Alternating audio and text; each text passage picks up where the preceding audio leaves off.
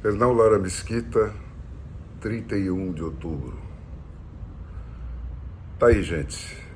O Supremo Tribunal Federal e o Nordeste elegeram Lula. Bolsonaro representava a queda de um sistema de poder que foi hegemônico no Brasil ao longo de todo o século XX. A vitória dele em 2018 foi consequência da revolução das comunicações, um resultado da perda do poder de censura da old media. Daí essa estranha combinação de sucesso de produto, a parte que pode ser medida com régua e com números, e de fracasso de marketing, que é a que se expressa na narrativa dos fatos pelo establishment e a sua old media, a que ele foi sendo inexoravelmente empurrado. E daí ter ele despertado a fúria do Supremo Tribunal Federal, que é o último bastião da resistência reacionária. Isso confirma a triste sina do Brasil, né? O país onde, por mais de 400 anos, foi crime a posse de papel em que qualquer coisa pudesse vir a ser escrita. O último país a suspender a censura depois da invenção da prensa do Gutenberg, né? O último a beber da Revolução Protestante, essa que agora finca raízes nos pedaços do Brasil onde o Bolsonaro venceu, né? O último a abolir a escravidão, o último a aderir à República que já nasceu golpeada pelo positivismo, o último a permitir a entrada de computadores e o último a sair do século XX. Tudo por aqui se dá a passo de caranguejo, é um para frente, dois para trás. Esse é o país onde o getulismo foi resgatado da lata de lixo da história nos braços do povo. O país onde a República dos Coronéis, morta em 64, foi ressuscitada em 85 pelo coronelismo eletrônico do Antônio Carlos Magalhães e do Zé Sarney, que deram uma repetidora das redes de televisão para cada coronel do Nordeste. O país onde o lulismo acaba de ser resgatado da cadeia pelo Supremo Tribunal Federal. Agora é isso, né? Confirmados pelo certo que deu, nós vamos ver agora no poder com que violência eles vão redobrar a violência que praticaram para tomar esse poder. A expectativa sobre o comportamento da imprensa no novo cenário não é animadora, né? Ela já se esboça pela ordem unida em torno do Lula com óculos, de par com a ocultação do Lula sem óculos depois da abertura das urnas, né? Só se fala naquele primeiro discurso e não no segundo, que foi o real. E aí? Nós temos um congresso de centro-direita para nos defender? Bom, o Lula enxerga no seu 0,9% a vitória de um imenso movimento democrático.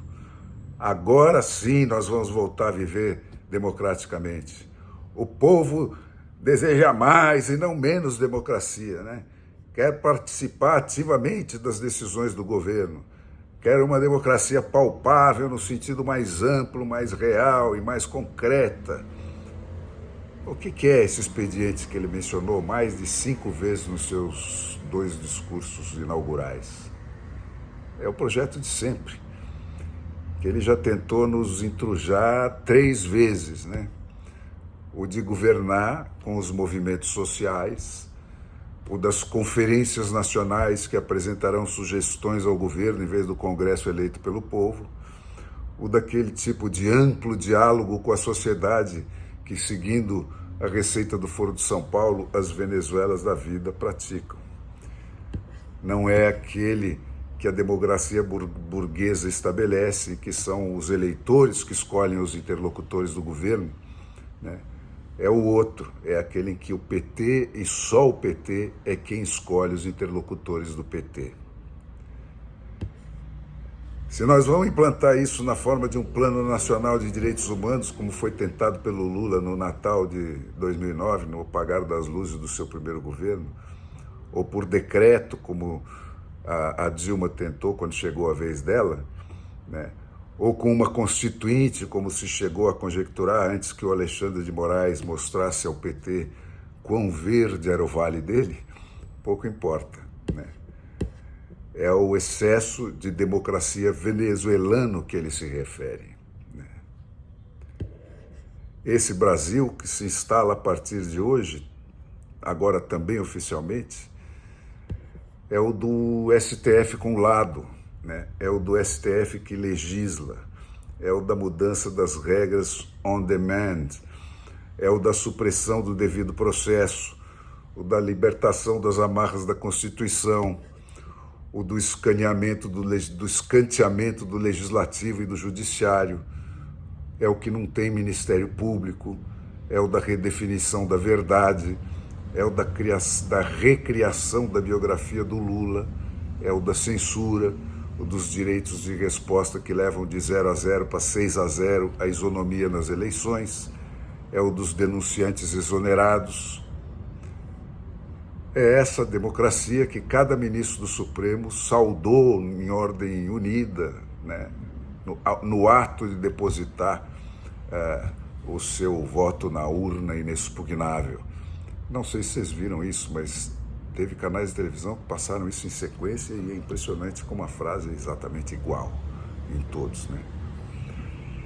É essa democracia que desenha gráficos iguais e constantes, sem altos nem baixos, não importa de onde tivesse vindo os votos desse Brasilzão gigante, né?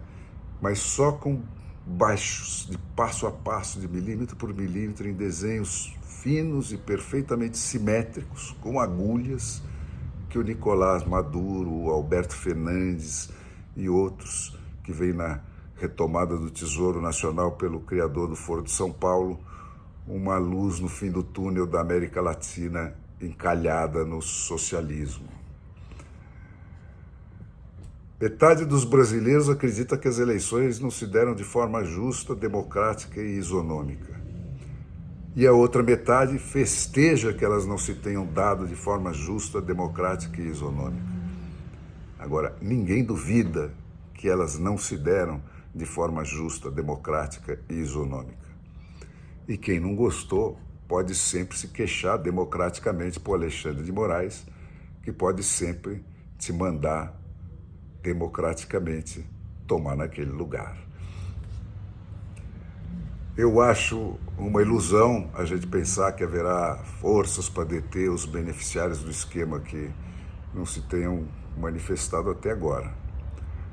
Nós ficamos reféns e sofremos todo tipo de abuso do Supremo Tribunal e do Tribunal Superior Eleitoral para levar o Lula a uma vitória que, com ou sem a manipulação da máquina de votar, foi fraudada com a manipulação da lei, da Constituição e do Estado de Direito. Cabe esperar que eles agora abram mão de algum poder conquistado desse jeito? Eu duvido. E depois, em qual Lula você acredita? No com óculos ou no sem óculos? O Lula do amor ao próximo, aquele de Jesus Cristo, o que acredita ou o que não acredita em Deus? O Milor Fernandes dizia que o sujeito só é 100% ateu quando ele está perfeitamente bem de saúde. E 77 anos é, de qualquer jeito, uma espécie de doença. É uma esperança. Mesmo assim, o Alckmin que se cuide, né? Em todo o carnaval da Paulista ontem, o único momento de silêncio foi aquele em que o Lula pediu aplausos para ele. Será o Haddad o próximo poste? Ou você aposta no Alexandre de Moraes? Bom, seja como for, é disso que nós vamos viver no próximo ano, enquanto o Lula une o país, não com um discurso de respeito às pautas da outra metade, mas com um de redição incondicional, né? Um de reconstrução da alma da nação, porque os outros 57 milhões são destruidores de almas, né? De amor, posto que na outra metade só tem ódio. De uma outra democracia que não seja a que abriga 57 milhões de bárbaros, né, que patrocinavam a barbárie que ele está suspendendo. O Brasil das mulheres contra os homens, do norte e do nordeste contra o sul, o sudeste e o centro-oeste, dos índios e negros contra os brancos, dos pequenos contra os grandes agricultores, dos armados contra os desarmados e por aí afora. É o nós contra eles concretamente realizado. E chega de conversa, hein? No país unido pelo Lula com óculos, o Lula sem óculos vocifera que não tem direita. E o Congresso de centro-direita vai resistir a ele? O discurso do Arthur Lira pedia misericórdia, que não houvesse mais perseguição, né? E o do presidente do Senado foi a gosma de sempre, né? Então, nesse país do Lula, não vai ter problema que resista. Não importa que a selva seja o espaço onde, por definição, o Estado não está. A Amazônia subitamente vai deixar de arder, né? E para o Congresso adverso, a receita está pronta, né? Conferências nacionais para sugerir ao governo todas as políticas que nós precisamos. Para o agro adverso, o Ministério dos Indígenas, né? E para o isolamento internacional do Brasil, esse o BNDES resolve. O Zé Dirceu é o encarregado do projeto de hegemonia geopolítica do PT. Ele é o Tarcísio Gomes da infraestrutura cucaracha encalhada no esquerdismo. Só a economia ainda é uma incógnita, e não propriamente no o quê, mas no quando, né?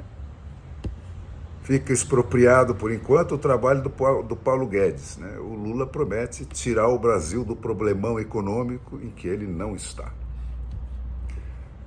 E depois, navios do tamanho do Brasil levam tempo para parar, né? E o que vai parar o Brasil é a questão que para toda a Revolução Socialista. Como restabelecer a segurança jurídica indispensável à inovação e ao desenvolvimento sustentado, que dependem de investimentos de longo prazo, se a ressurreição do Poder Judiciário começa pela recondenação do Lula. É nessa brecha que a realidade vai se inserir a galope, né? O Brasil está reduzido hoje ao que foram os reinos europeus de antes do século XVIII, das revoluções democráticas. Tem acusações, condenações e expropriações sumárias sem o devido processo, e ninguém pode prever o que é que vai continuar sendo legal nos próximos 10 minutos.